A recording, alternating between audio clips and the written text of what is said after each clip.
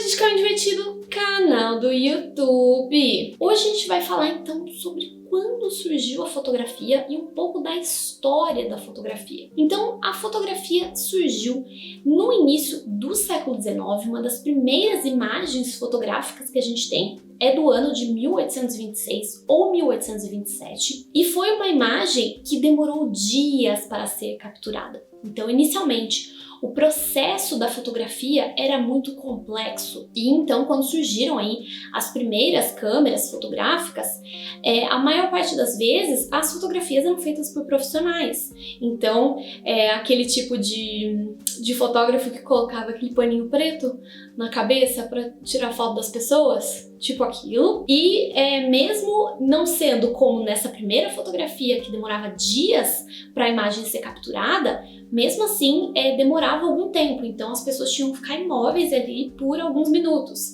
E a título de curiosidade, é muito engraçado que faziam foto de morto.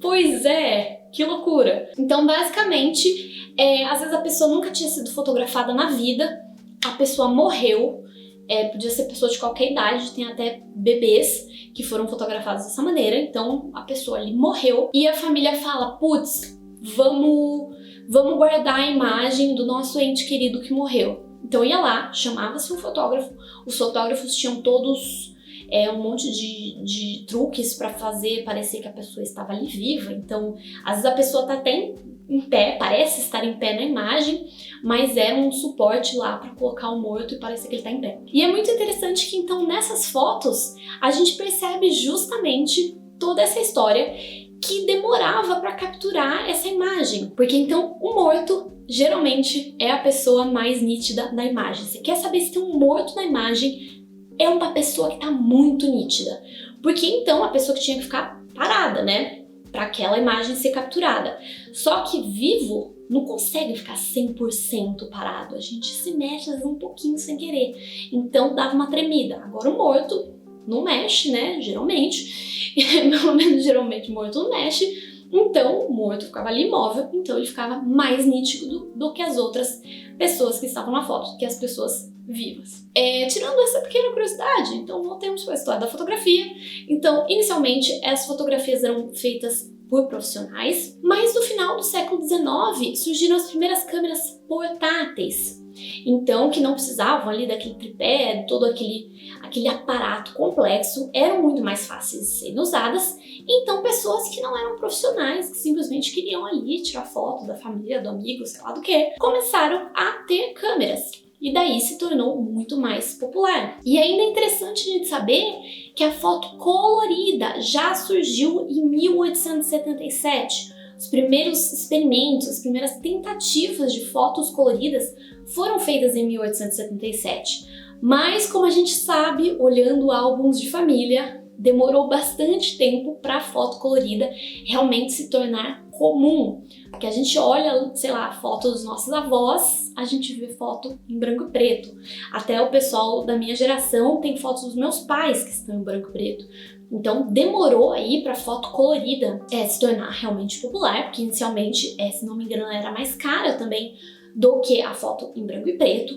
Então começa-se aí a popularizar, a se tornar mais comum a foto colorida depois da Segunda Guerra Mundial. Só que é interessante que o pessoal profissional, né, os fotógrafos profissionais, fotógrafo jornalístico, de revista, ou então fotógrafos ligados à humanidade, inicialmente eles achavam que a foto colorida era para amadores e eles preferiram continuar com as fotos em preto e branco, que eles achavam mais séria, mais profissional, mais poética e tal. A foto em branco e preto tem realmente uma aura poética aí que é bem legal. E então demorou-se aí para a foto colorida ser aceita pelo mundo da fotografia, né, profissional, que começou a ser aceita aí a partir dos anos 70. E aconteceu a mesma coisa quando surgiu a fotografia digital. Muitos fotógrafos demoraram bastante tempo para passar para a fotografia digital, mas hoje em dia tanto existem fotógrafos quanto artistas que ainda usam a fotografia analógica, né? A fotografia que tem que revelar que não é a fotografia digital,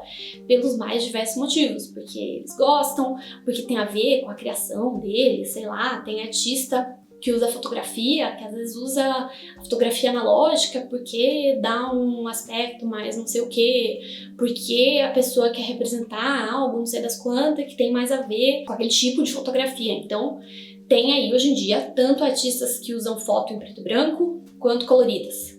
E tem artistas que usam aí tanto fotografia digital, né, câmeras digitais, quanto câmeras analógicas. E hoje em dia tem muitos que acreditam que a gente está caminhando aí para uma outra evolução ainda das câmeras, então as câmeras chamadas mirrorless, que dentro das câmeras, tanto as analógicas quanto as digitais, existem aí espelhos, então mirror.